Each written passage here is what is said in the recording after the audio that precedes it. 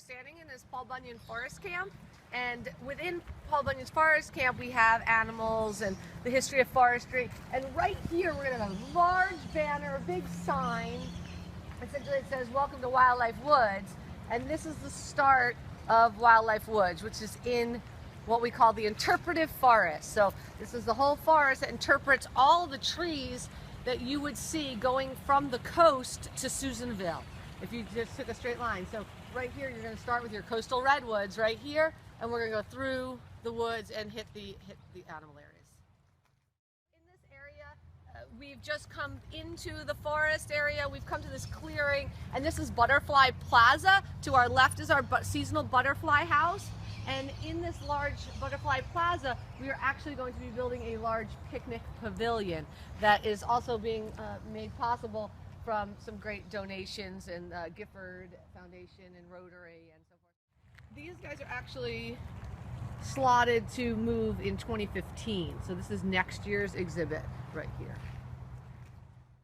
So as we walk through, dispersed among this will be old forestry equipment, and so the whole forest here will talk about how we use the forest, how animals use the forest, and how it all intertwines together. So right here, right where you're looking right there, is where we're going to have a big logging arch and the giant redwood and Elliott log right there as well, with some logging equipment that will be here. So as you come up over the hill, you can start to see the construction and the parts of some of the exhibits. It may be hard to actually see, and that's the point. These exhibits are going to be very natural. The poles that we have are utility poles, so they're like logs, so it blends in with the forest. And then the type of netting that we have is actually a type of Invisinetting, so from a distance you can't even see it. So you'll feel like you're with the animals in the forest, and the animals will feel like they're more open and more natural and more comfortable for them as well. We're in the middle of construction of 4 exhibits, moving 5 of our animals out here into Wildlife Woods. This is one of the ones that is partially made at this point. This is going to be for our porcupine Spike and for our skunk Sweet Pea. And so they're going to live in here together. And then straight ahead of us is where our raccoon Nashi is going to be living. Now, Nashi has been with us since 2008, but she's been in an off exhibit. So the only time people get to see her is when we're doing our educational shows and programs. So this will be the first time Nashi actually will get to be on exhibit for our guests in this beautiful exhibit. Now, this one is 20 feet by 25. It goes up to 11 feet high. We are going to be putting in a running stream for her. Raccoons love water and using their hands to feel at things. So it's going to have a very naturalistic thing. She has a hammock that she loves. It's made out of fire hose. So we'll put her fire hose hammock up for her to lay in her hammock, and it's just going to be incredible.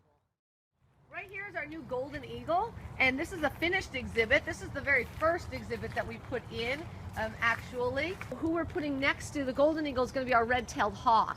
And we're really excited about that because a lot of people don't realize that the golden eagle is actually more closely related to a red-tailed hawk than it is to a bald eagle. So even though you have your 2 eagles, you think they were the most closely related, but they're not. So we kind of like putting them next to each other so people can see that they look actually very similar. But of course the golden eagle is like a giant version of the red-tailed hawk and an incredible hunter and predator.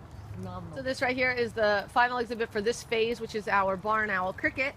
He'll be going into this exhibit, and you know, we made them all, they're all very, very similar structure. We kind of did them all a little bit different shape, different sizes, just to break it up a little bit. This is Raptor Hollow. This is the area of the animals that have existed here since the beginning of Turtle Bay. Actually, not quite the beginning, but about 1999 when the animals moved over here from Carter House. And this is where they've been living. Now, these are, smaller. They're, they fit standards. There's nothing wrong with these exhibits, but they're not very natural, as you can see. And we really would like to give our animals more room and make it more natural for them. And we think that'll just increase their quality of life. So this is where they were, and you saw where they're going.